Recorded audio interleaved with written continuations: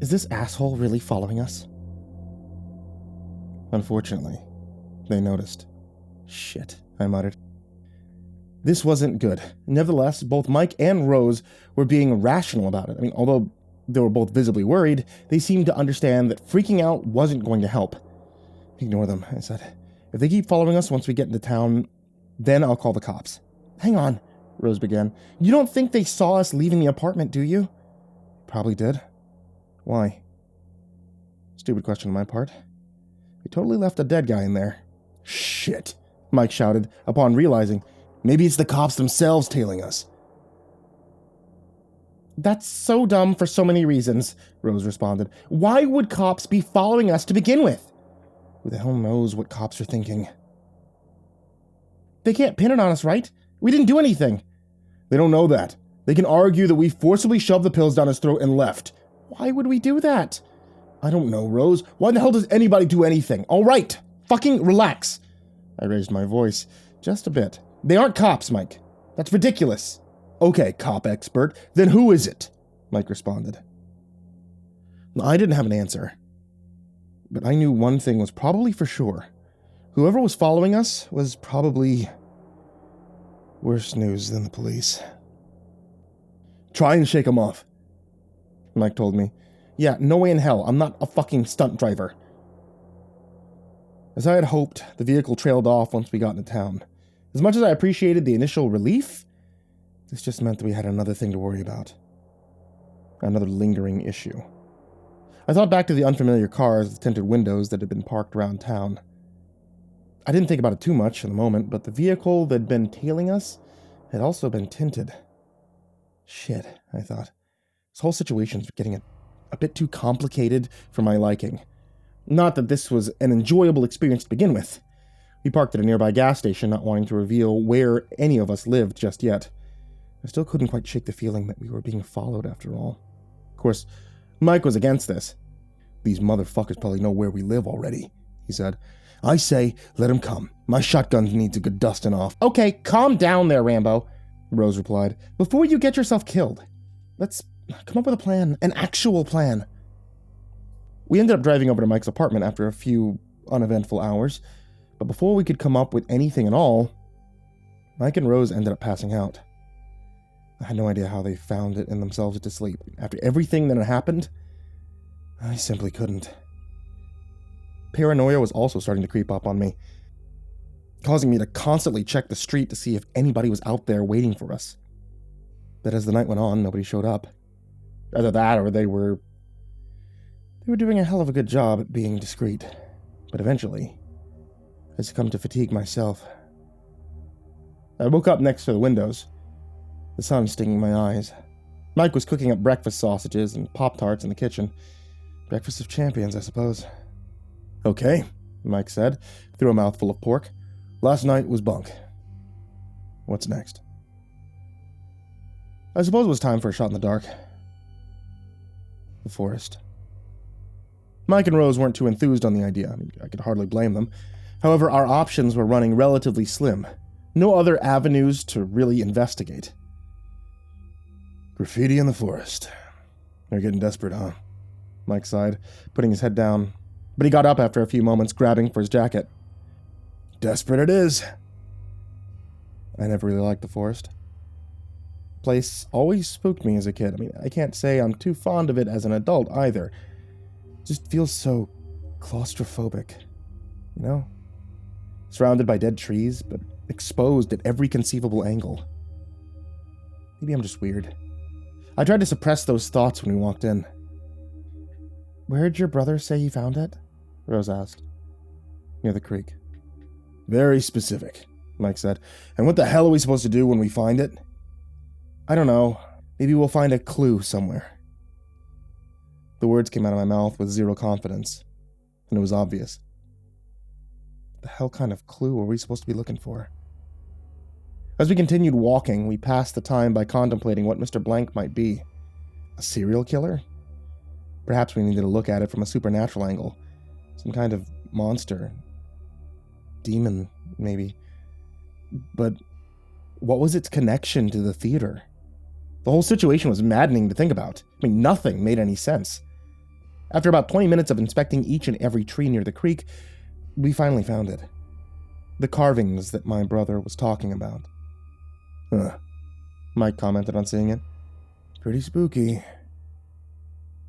And I couldn't disagree. It was more or less the way that my brother had described it. Very strange indeed. It was difficult to make out any real features of the man depicted in the carving. I guess it was a man. Humanoid, at the very least. It appeared to be tall, wearing some kind of long, sweeping coat. There was a strange pattern covering the torso, almost looking like bones. Hard to tell, given the nature of what we were looking at. And then there was the head. No facial features. Blank, if you will. And of course, it was accompanied by the word stop, scribbled all over. I could only describe the nature of the writing as distressed. Was it just a coincidence?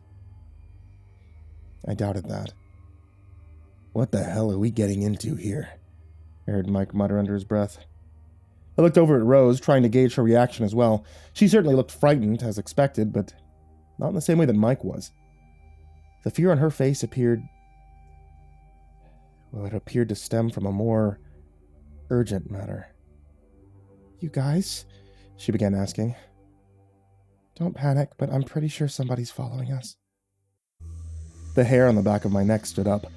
I realized something. We'd been careless. Even though we were being tailed last night, we didn't bother carrying that caution over to this morning. And hell, I didn't even look over my shoulder when we first walked into the forest. Mike clicked his tongue, loudly, looking agitated. Okay, asshole, come out, he shouted. Jesus, Mike, Rose and I said in unison. I don't want to draw this out. He reached into his back pocket and pulled out a pistol. Gotta come prepared. Learned that yesterday, didn't we? The next few moments comprised of a tense silence. Well, maybe not. See, I'm pretty sure everybody could hear my heart beating out of my chest. All right. I flinched as a deeper voice called out from an indistinguishable location. Suppose there's no point in keeping this up. I see you have a gun, kid. I'm coming out, so don't shoot.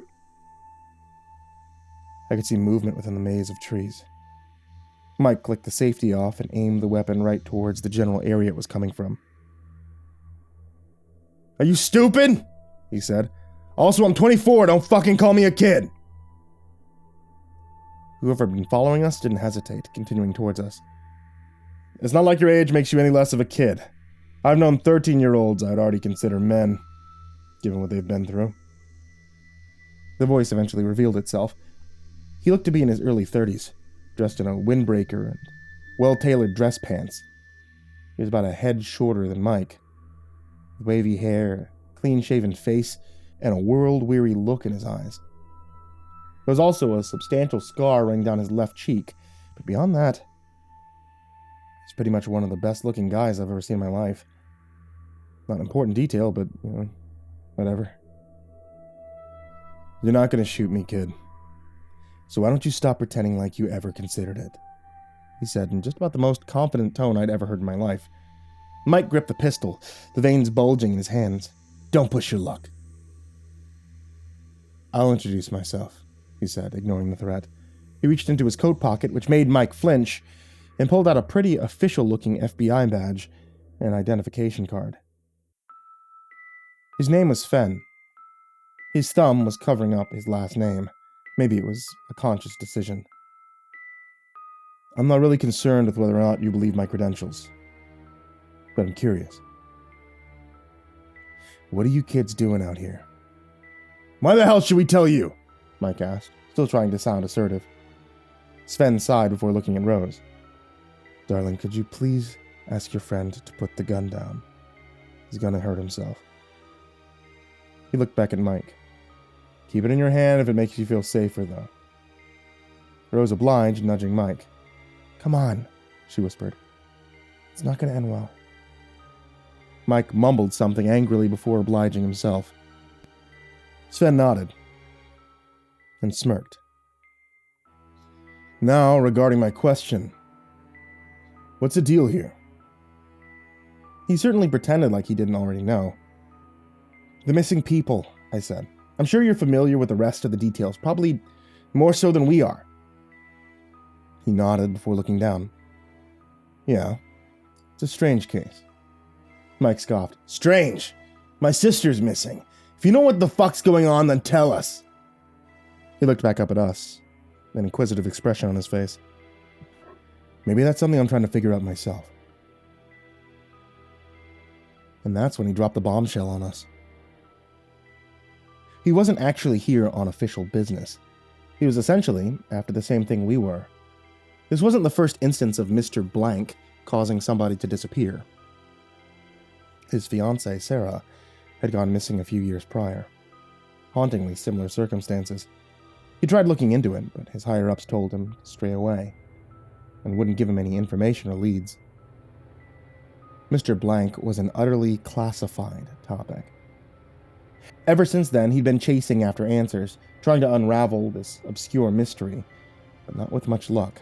However, there was an opportunity here. This was the first time that Mr. Blank had ever made an appearance since his fiancée went missing. Without telling any of his fellow agents, and without the discretion of the higher-ups, he'd come here to conduct his own investigations, all while attempting to stay hidden from the agents already posted here. The tinted vehicles, I muttered. That's why they're here?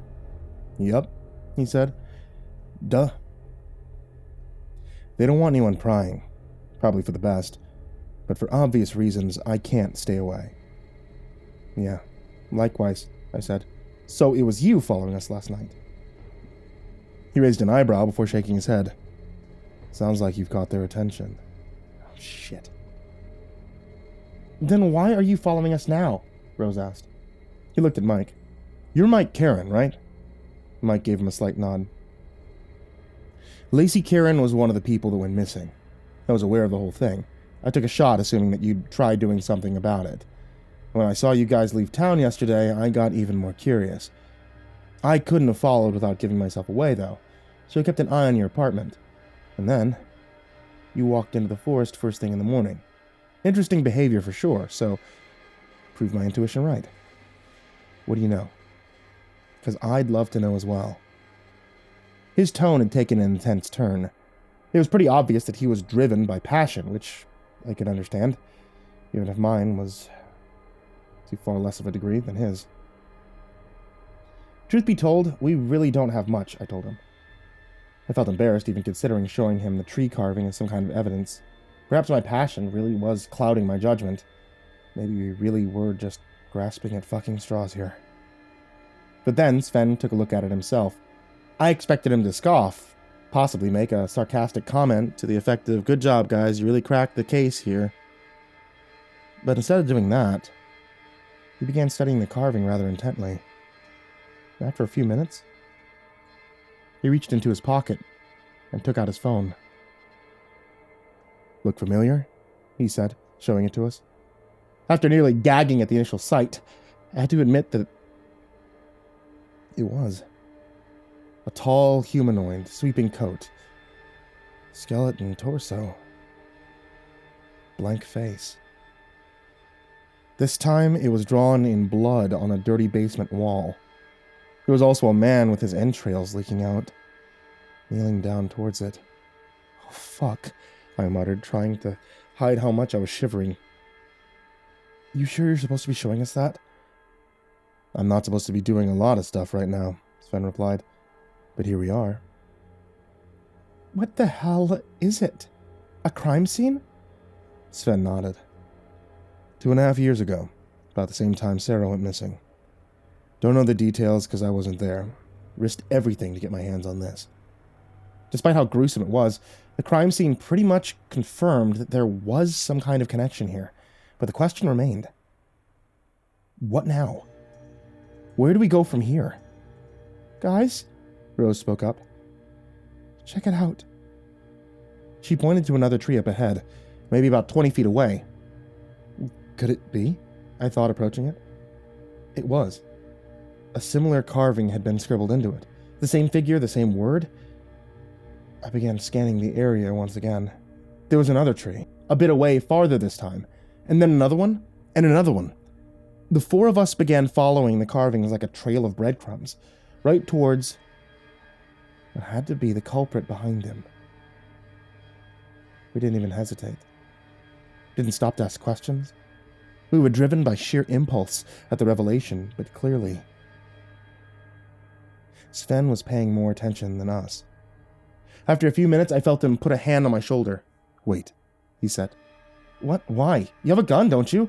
I mean, so does Mike. We'll be fine." "Not that," he said. "Look forward, but stay calm." And then I saw it. There was something up ahead. A large figure doing a poor job of hiding behind a thin tree. I could see a large, pale, bony hand twitching erratically as it drooped near the ground. A quiet but shrill noise suddenly began to fill the air around us, like a combination of high-pitched radio frequencies and some kind of deranged laugh. I suddenly remembered what Jay had told us before he died.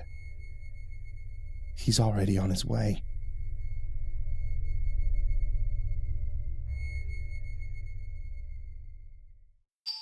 Hey there kids, it's me, Mr. Creepypasta, and I wanted to tell you thanks so much for watching tonight's video or listening to tonight's episode of the podcast. It's winter, I think.